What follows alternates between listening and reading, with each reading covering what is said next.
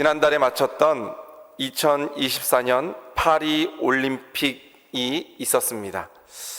이 올림픽은 처음에는 많은 걱정과 우려가 있었습니다.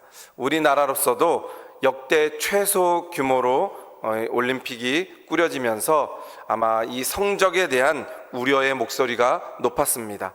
금메달을 3개, 4개 이 정도까지 이 정도밖에 따지 못할 것이다 라는 우려의 목소리도 있었지만, 마치고 난 다음에 금메달 13개, 은메달 9개, 동메달 10개, 그래서 최종 성적으로 8위를 달성했습니다. 금메달 개수만으로 봤을 때는 베이징 올림픽 이후로 최고의 성적을 거뒀던 그러한 대회였습니다. 양궁, 펜싱, 배드민턴, 탁구, 사격, 역도, 수영, 복싱 등 여러 종목에서 메달을 따는 성과를 거두었습니다.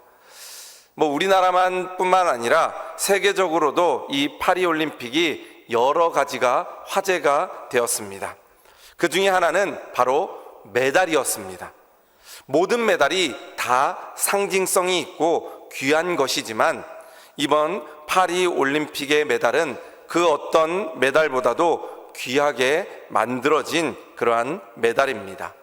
이 메달을 보면 프랑스를 상징하는 아이콘인 에펠탑 철조각이 금메달, 또 은메달, 동메달에 뒤에 박혀 있기 때문입니다. 금, 동, 메달 다 합쳐서, 또 지금 이루어지고 있는 그 장애인 올림픽까지 합쳐서 5,084개의 메달이 제작되었습니다. 그 메달에는 색깔에 상관없이 에펠탑 철조각이 이 육각형 모양으로 들어가 있습니다. 이 철조각을 에펠탑을 개보수하는 그 운영위원회에서 메달을 만들기 위해 91kg의 그 에펠탑의 철을 보수하면서 주었다고 합니다. 그리고 그 메달마다 이렇게 잘 새겨 놓았습니다. 바로 파리의 상징인 에펠탑을 목에 거는 그러한 영광을 가지게 된 것입니다. 프랑스 하면 누구든지 에펠탑을 먼저 연상하게 됩니다. 저는 아직 유럽을 가보지 못해서 에펠탑을 가보지 못했지만, 혹시라도 유럽을 다녀오신 분들, 특별히 파리에 다녀오신 분들은 아마 저 에펠탑을 한 번씩 보셨을 겁니다. 파리에 갔는데도 에펠탑을 보지 못했다 그러면 파리 여행을 제대로 하지 못했다라고도 이야기합니다. 그만큼 에펠탑은 파리의 상징인 그러한 건물입니다. 높이가 312m나 됩니다. 그런데 이 에펠탑이 처음 세워질 때 많은 도시 사람들이 반대를 했습니다. 왜냐하면 이 에펠탑이 이 파리 도시의 경관을 해친다라고 생각했기 때문입니다. 그래서 많은 예술인들이 이 에펠탑이 보이지 않는 동네로 이사도 가기도 했습니다. 또 한 유명한 작가는 이 에펠탑이 보이지 않는 곳은 바로 에펠탑 안에서 식사할 때 에펠탑이 보이지 않는다라고 생각하면서 이 에펠탑에서 식사하는 쇼도 했다고 합니다. 즉, 이 철제로 만든 에펠탑이 보잘것없고 이 도시를 해한다라고 생각했기 때문입니다. 그래서 1909년 해체 결정을 하는 위기도 겪었습니다. 그리고 이 에펠탑의 별명은 미운 오리 새끼, 심지 없는 촛불, 오만한 철새공, 이렇게 나쁜 별명도 붙였습니다. 그리고 에펠탑이 높았기 때문에 그곳에서 자살한 사람들이 지금까지 한 400여 명 된다고 합니다. 이렇게 도시의 경관을 해치고 좋지 않은 모양이다라고 생각했지만, 이제는 그 어떤 건물보다도 아름다운 건물이 되어서 바로 파리의 상징이 된 것입니다. 가장 많은 관광객들을 끌어모으는 그러한 상징의 건물이 되었던 것입니다. 저는 이 에펠탑을 이야기를 들으면서 그 에펠탑의 모습이 우리 교회의 모습과도 같지 않을까라고 생각하게 됩니다. 교회는 수많은 핍박과 비판을 맞이하고 있습니다. 그럼에도 불구하고 지속적으로 살아남아서 많은 사람들에게 영감을 주고 구원을 베풀어주는 그러한 교회의 모습과도 같습니다. 핍박이 있고 어려움이 있지만 끝까지 버티고 살아남으로 영광을 돌리게 된다라는 그러한 이야기입니다. 교회도 많은 핍박과 어려움이 있습니다. 그러나 끝까지 믿음을 지킴으로 지금 구원의 역사가 교회를 통해서 이루어지고 있는 것입니다. 그 무엇보다 이 에펠탑과 교회가 비슷한 점이 무엇이냐면 바로 반석 위에 세워졌다라는 것입니다. 이 에펠탑을 처음 공사할 때 땅을 팠습니다. 그랬더니 12m 되는 지점에 큰 반석이 있었습니다. 그 반석에 이 에펠탑 큰 철골 구조로 된 이 에펠탑의 기초를 든든히 세웠기 때문에 이 에펠탑이 흔들리지 않고 지금까지 잘 유지될 수 있었다라는 것입니다. 교회도 마찬가지입니다. 교회도 든든한 반석 위에 세워져야지 교회가 흔들리지 않습니다. 모래 위에 세워지면 교회는 흔들리고 무너질 수 있습니다. 그런데 교회도 오늘 예수님께서 말씀하셨듯이 반석 위에 세워진 교회가 흔들리지 않고 그 교회가 든든히 서 나갈 수 있다라는 그러한 말씀입니다. 우리 울산 충성교회가 든든한 반석 위에 세워지는 그러한 교회가 되기를 주님의 이름으로 축복드립니다. 오늘 말씀에 보면 제자들의 모습이 나옵니다. 제자들의 모습이 상상해 보면 아마 얼굴에 미소를 띄었을 것 같습니다.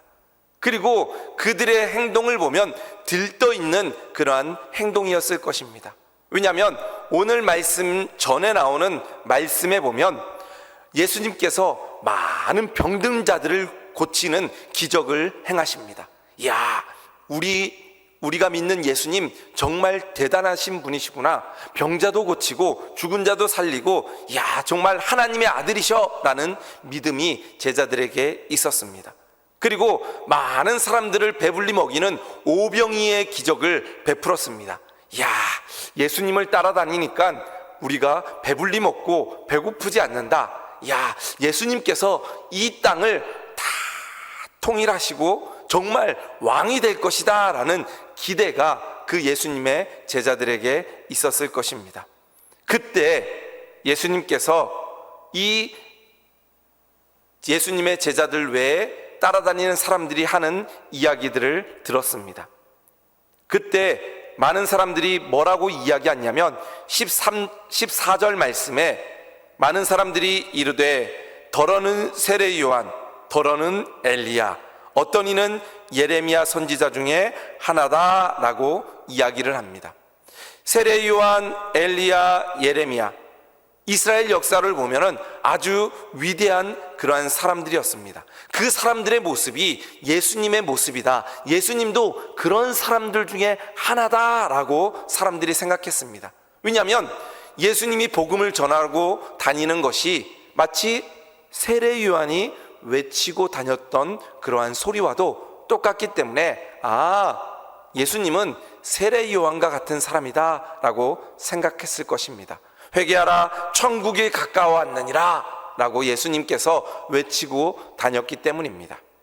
또 어떤 사람은 예수님께서 능력을 행하고 다니니까 엘리야처럼 불을 내리고 바알 선지자들을 다 물리쳤던 것처럼 능력의 선지자다라고 생각하며 엘리야다라고 생각했던 사람들도 있습니다. 또 예레미야처럼 정말 사람들을 사랑하고 하나님의 백성들을 사랑하는 마음을 가지고 눈물을 흘리며 그들에게 긍휼을 베풀어 주시는 예수님의 모습을 보며 야, 눈물의 선지자다라고 이야기하는 사람들도 있었을 것입니다. 예수님은 그 이야기를 다 들었습니다. 그리고 제자들에게 묻습니다. 사람들은 나를 이런 사람으로 아는데 12제자, 나를 따라다닌 너희들은 나를 누구라고 생각하느냐라고 예수님께서 물어보신 것입니다. 사람들은 그렇게 생각하지만 사람들은 그렇다 치고 너희들은 나를 누구라고 생각하느냐라고 물어보신 것입니다. 내 믿음이 중요한 것입니다. 다른 사람이 뭐라고 이야기하든 너희의 믿음은 무엇이냐라고 예수님이 물어보신 것입니다. 그때 예수님의 수제자인 시몬 베드로가 대답했습니다. 바로 16절 말씀입니다. 우리 16절 말씀 같이 읽어보겠습니다. 시몬 베드로가 대답하여 이르되 주는 그리스도시요 살아계신 하나님의 아들이시니이다. 아멘. 베드로의 고백이 우리 성도들의 고백이 되기를 주님의 이름으로 축복드립니다. 예수님은 나의 그리스도시요, 예수님은 하나님의 아들이십니다 라는 그 고백이 우리의 고백이 되어야 될 줄로 믿습니다. 예수님께서는 이 베드로의 고백을 듣고 내가 교회를 이 반석 위에 세우겠다라고 말씀하셨습니다. 바로 이 예수님의 말씀을 통하여 우리 충성교회가 이런 교회가 되기를 주님의 이름으로 축복드립니다. 그렇다면 예수님께서 말씀하신 교회, 이 교회는 어떠한 교회인지 우리 교회가 그런 교회가 되기를 원하며 그런 교회로 함께 만들어가는 우리 성도들 되시기를 주님의 이름으로 축복드립니다. 첫 번째로 예수님께서는 이 반석 위에 내 교회를 세우리라 말씀하셨습니다. 18절 말씀입니다. 18절 말씀 같이 보겠습니다. 또 내가 내게 이르노니 너는 베드로라. 내가 이 반석 위에 내 교회를 세우리니 음부의 권세가 이기지 못하리라. 아멘. 예수님께서는 베드로의 이 신앙 고백을 듣고 바로 이 반석 위에 내 교회를 세우겠다 말씀하셨습니다. 우리가 잘 알듯이 교회는 건물이 아닙니다. 교회는 주님을 그리스도로 살아계신 하나님의 아들이라는 그 고백하는 성도들이 모인 곳이 바로 교회입니다. 그래서 예수님께서는 이 반석 위에 내가 교회를 세우겠다라고 이야기합니다. 베드로의 이름이 반석이었습니다. 그래서 사람들은 베드로가 교회의 머리다라고 생각합니다. 베드로가 교회의 대장이다 생각합니다. 그런데 오늘 말씀을 원어로 보면 그 베드로의 이름과 조금 다릅니다. 오늘 원어에 나오는 말씀은 페트라라고 이야기합니다. 그런데 베드로의 이름인 반석은 페트로스입니다. 페트라와 페트로스는 조금 다른 의미입니다. 오늘 예수님께서 말씀하시는 반석은 페트라, 즉 아주 큰 반석을 이야기합니다. 그런데 베드로의 이름인 페트로스는 그 반석의 일부분, 조각을 의미하는 겁니다. 그렇기 때문에 예수님께서 말씀하신 이 반석은 바로 하나님이 주신 베드로의 입술로 고백한 그 신앙 고백이라는 그러한 말씀입니다. 그러므로 교회를 세우는 것은 그 신앙 고백, 예수님을 믿는 사람들의 그 믿음 위에 교회를 세우시겠다 말씀하신 것입니다. 그리고 예수님께서는 베드로가 예수님을 3번 부인하고 그가 마음이 약해져 있을 때 예수님께서는 찾아가셔서 베드로에게 말씀하십니다. 내가 나를 사랑하느냐? 내가 나를 사랑하느냐? 내가 나를 사랑하느냐?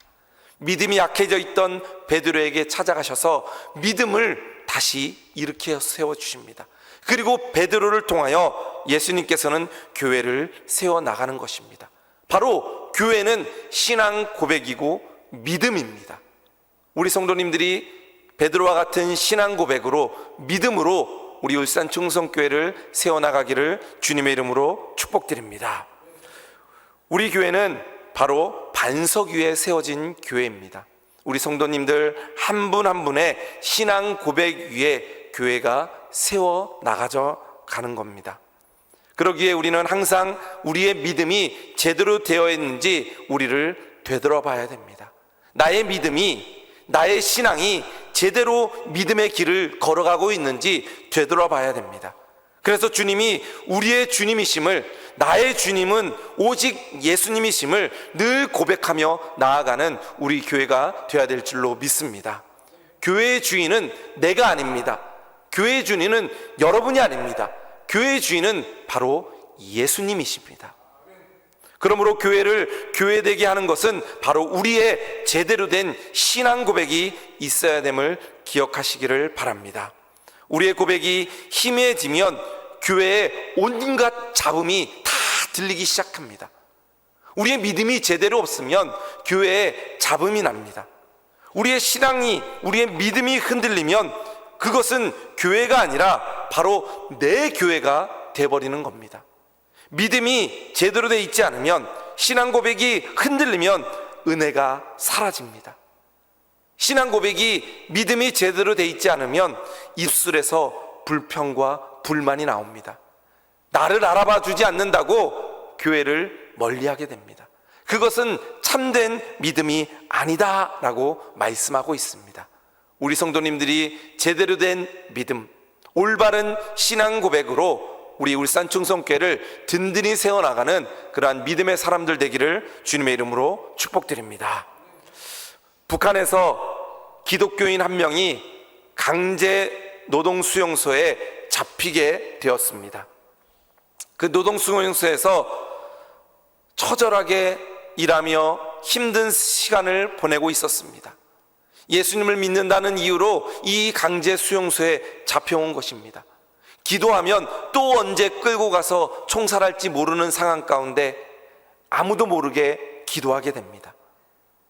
식사하기 전에 기도하는 그 기도를 어떤 한 수용소에 갇힌 사람이 보게 됩니다. 그리고 그 사람 옆으로 다가옵니다. 그러면서 나지막한 소리로 이야기합니다. 혹시 예수님 믿으십니까? 이 사람이 깜짝 놀랐습니다. 왜냐하면 예수님을 믿는 그것이 들키면 총살을 당하기 때문입니다. 그러자 믿음을 가지고 네, 저는 예수님을 믿습니다. 그러자 옆에 다가온 사람이 눈물을 흘리며 나도 예수님을 믿습니다. 그리고 두 사람이 부둥켜 안고 울게 됩니다. 그러면서 입술로 한 이야기가 이곳에도 이러한 열악한 환경, 죽음의 환경인 강제 수용소에도 이제 교회가 세워졌습니다. 입술로 찬양하지 못하고 마음껏 예배드리지 못하더라도 그 믿음을 진실하게 잡고 있는 사람이 모인 곳에 바로 교회가 세워지는 곳입니다. 우리 교회가 이런 교회가 되기를 주님의 이름으로 축복드립니다. 얼마만큼 사람이 모이느냐를 자랑하는 교회가 아니라 건물이 얼마나 크고 돈이 얼마나 많고 이런 것을 자랑하는 교회가 아니라 정말 제대로 된 믿음으로 함께 기도하는 성도들이 있기에 우리 교회는 반석 위에 세워진 교회입니다 고백하는 우리 교회 되기를 주님의 이름으로 축복드립니다. 그 믿음이 있을 때 우리 교회는 변질되지 않습니다. 우리 교회는 문제가 없습니다. 우리 교회는 어떠한 어려움과 고난도 이겨낼 수 있게 될 줄로 믿습니다. 맛을 잃은 소금이 아니라 빛을 잃은 등대가 아니라 정말 분명한 신앙 고백 위에 흔들리지 않는 반석 위에 세워지는 그러한 교회가 우리 울산 충성교회가 되기를 주님의 이름으로 축복드립니다. 두 번째로 오늘 예수님께서 말씀하시는 교회는 어떠한 교회냐면 음부의 권세가 이기지 못하는 교회다라고 말씀하고 있습니다. 오늘 읽었던 말씀 18절 말씀에 보면 또 내가 내게 이르노니 너는 베드로라 내가 이 반석 위에 교회를 세우리니 음부의 권세가 이기지 못하리라. 교회는 음부의 권세가 이기지 못하는 곳이 바로 교회입니다. 이 음부의 권세를 현대인 성경에는 지옥의 권세다 이야기를 합니다. 그리고 표준 세번역의 성경에서는 죽음의 세력이다 이야기합니다. 다시 말하면 이 음부의 권세는 사단과 지옥의 권세를 의미합니다. 하나님의 교회는 이 같은 음부의 권세들이 계속 도전하고 공격해 옵니다.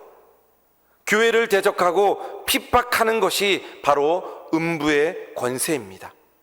그리하여 교회는 그것들에 의해서 고난을 당할 때도 있고 어려움을 당할 때도 있습니다. 우리 교회도 35년간 이 교회를 지켜오면서 많은 어려움과 사단의 공격을 받을 때도 있었습니다. 분란이 날 때도 있었습니다. 싸울 때도 있었습니다. 그러나 최후 승리는 예수님이 함께 하시는 교회가 승리하게 되는 것입니다. 최후의 승리는 언제나 주님께 있습니다. 주님이 함께 하시는 그 교회 가운데 늘 승리케 해주시는 줄로 믿습니다. 사단의 권세와 죽음의 권세와 그 모든 것들이 아무리 강하다고 할지라도 그 교회를 침범할 수가 없는 것입니다. 왜냐하면 교회는 예수님께서 세우신 교회입니다. 또 교회는 예수님이 함께 하시기 때문입니다. 주님의 몸된 교회시기 때문에 교회를 넘어뜨릴 수 없습니다. 우리가 초대교회를 보면 많은 핍박을 받은 것을 우리가 알 수 있습니다. 특히 로마 황제들의 핍박을 받으면서도 죽으면 죽으리라 라는 그러한 믿음으로 초대교회 성도들이 믿음을 지켰습니다. 특별히 AD 64년 때 로마 시내가 화재로 인해서 로마 시내의 3분의 2가 다 불타버렸습니다. 그런데 기독교인들이 사는 그 동네에는 화재가 나지 않았습니다. 그래서 네로 황제가 이 불은 기독교인들이 낸 것이다 라고 뒤집어 씌우고 기독교인들을 핍박하기 시작합니다. 잡히는 대로 데리고 와서 죽이게 됩니다. 어느 날 네로 황제는 원형 경기장을 만들고 그리스도인들을 그 원형 경기장 안에 널어놓고 배고픈 사자를 풀어놓습니다. 그리고 기독교인들에게 사자의 밥이 되고 찢겨 죽임을 당하는 것을 많은 로마 사람들이 보게 합니다. 그런데 어느 날 네로 황제가 원형 경기장에서 사자들에 의해서 뜯기는 그 기독교인들을 보게 됩니다. 그런데 그 사자에게 뜯기며 죽임을 당하는 기독교인들의 얼굴이 웃는 얼굴이었습니다. 기쁜 얼굴이었습니다. 천사의 얼굴과도 같았습니다. 그것을 보았던 네로 황제가 아니 저 기독교인들이 믿는 하나님이 대체 누구기에 그 죽음 앞에서도 웃으면서 천사와 같은 얼굴을 하는가? 라고 놀라게 됩니다. 악마와 같은 마음을 가졌던 그 네로가 깜짝 놀라게 됩니다. 그리고 충격을 받게 되고 그때부터 정신 이상이 됩니다. 그리고 네로는 정신병에 걸려 자살을 하게 됩니다. 그 이후에도 9명이나 되는 네로 황제들이 기독교인들을 계속해서 핍박합니다. 300년 이상 되는 기간 동안 핍박했지만 교회를 무너뜨릴 수는 없었습니다. 아무리 죽이고 아무리 고난하고 아무리 핍박해도 교회는 넘어지지 않았습니다. 왜냐하면 교회는 예수님이 함께 하시는 곳이기 때문입니다. 아무리 사단이 공격하고 아무리 핍박이 와도 교회는 넘어지지 않고 교회는 쓰러지지 않습니다. 우리 교회가 그런 교회 되기를 주님의 이름으로 축복드립니다. 음부의 권세들 가운데도 사단 마귀가 공격해도 끝까지 믿음을 지키며 살아가는 우리 성도들이 있기에 우리 울산 충성교회가 더 많은 하나님의 일을 감당하며 늘 승리하는 그러한 교회가 우리 교회 되기를 주님의 이름으로 축복드립니다. 교회는 하나님이 함께 하시는 곳입니다. 주님이 세우신 교회입니다. 주님이 함께하는 교회이기 때문에 교회는 늘 권세를 가지고 늘 승리하며 나아가는 교회가 바로 우리 울산 충성교회가 되기를 주님의 이름으로 축복드립니다. 마지막 세 번째로 예수님께서 오늘 교회에 말씀하시기를 천국 열쇠를 내게 주겠다. 교회에 천국 열쇠를 주시겠다라고 말씀하셨습니다. 오늘 말씀 19절 말씀 우리 같이 한번 보겠습니다. 내가 천국 열쇠를 내게 주리니 내가 땅에서 무엇이든지 매면 하늘에서도 매일 것이요 내가 땅에서 무엇이든지 풀면 하늘에서도 풀리리라. 아멘.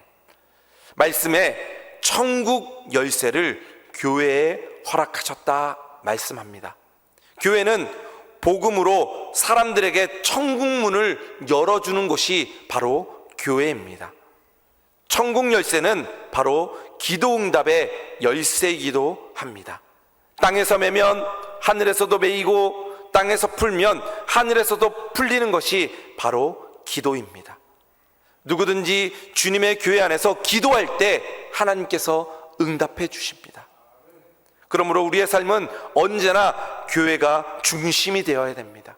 교회 안에서 예수님을 만나야 됩니다. 교회 안에서 주님의 음성을 들어야 합니다. 교회에서 기도의 응답을 받아야 합니다. 그리고 주님의 교회를 사랑함으로, 주님을 사랑하고 교회를 섬김으로 주님을 섬기고 교회와 함께 주님과 동행하는 우리 성도들 되시기를 주님의 이름으로 축복드립니다. 천국 열쇠가 있다는 것은 천국 문이 닫혀 있다는 것입니다. 우리 교회도 평일날에는 교회 문을 닫아 놓습니다. 그러면 교회에 들어오기 위해서는 비밀번호를 알아야 됩니다. 마치 예수님께서는 천국 문을 닫아 놨는데 그 천국 문을 들어갈 수 있는 열쇠가 바로 교회다라고 말씀하고 있습니다. 이것을 베드로에게 말씀하셨던 것입니다. 천국 열쇠를 베드로에게 허락해 주셨습니다. 그리고 천국 열쇠를 받았던 베드로는 그 천국 열쇠를 많은 사람들에게 나누어 줍니다. 사도행전 2장 3장 말씀에 가면 베드로가 오순절 마가의 다락방에서 성령의 충만함을 받습니다. 그리고 믿음이 강해짐으로 천국 열쇠를 가지고 많은 사람들 앞에서 복음을 전합니다.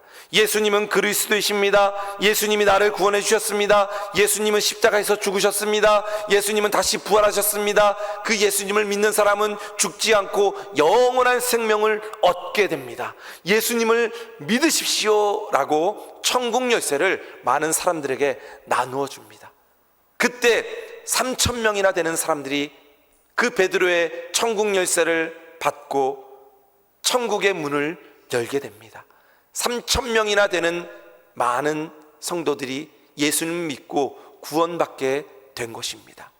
바로 천국 열쇠는 그 믿음을 가지고 예수님을 믿는 믿음이 바로 천국 열쇠입니다.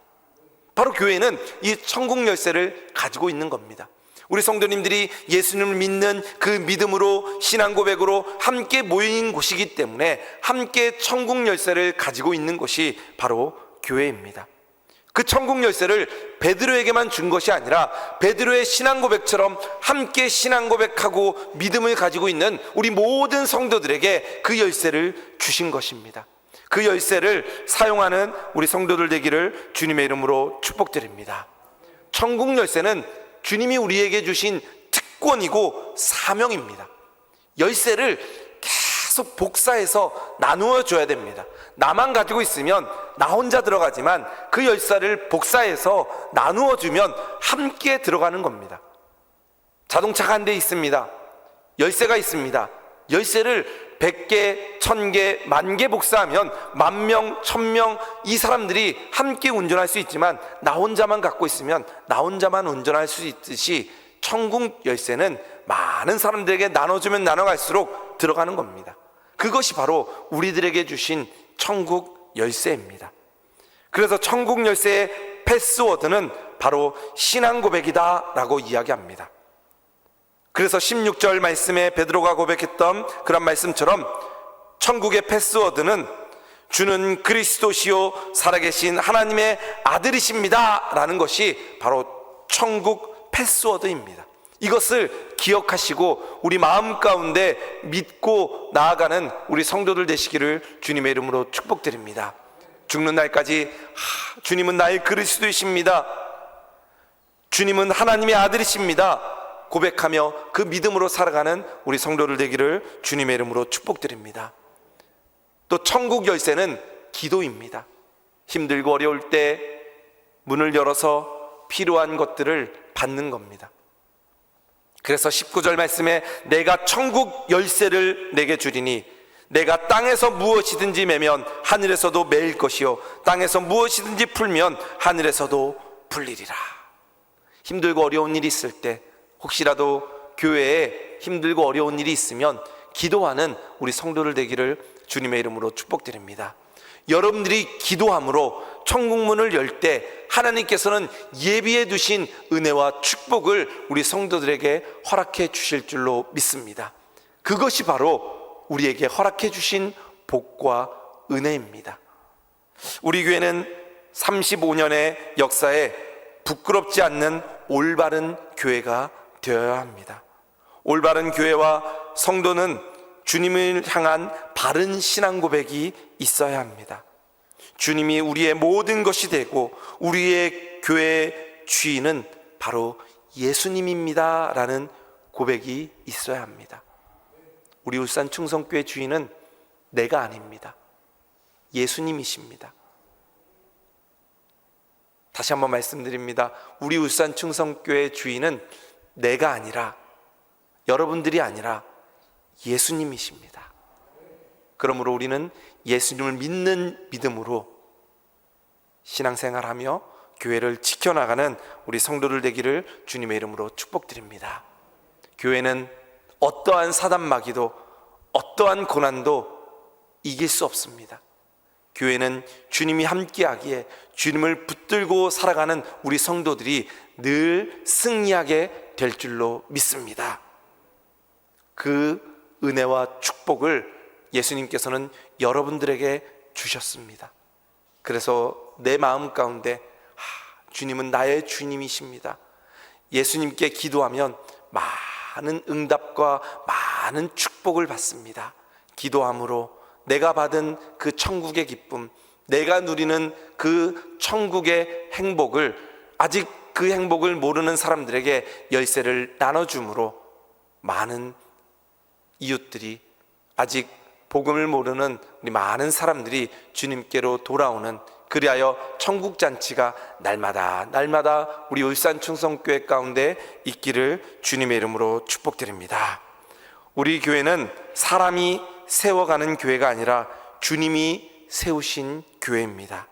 늘 기도하며 신앙생활에 힘쓰며 늘 주님 위에 살아가며 서로 사랑하는 우리 울산 충성교회 성도들, 그리하여 아름다운 교회, 행복한 교회, 더 주님이 사랑하는 교회로 만들어져가는 우리 교회가 되기를 주님의 이름으로 축복드립니다.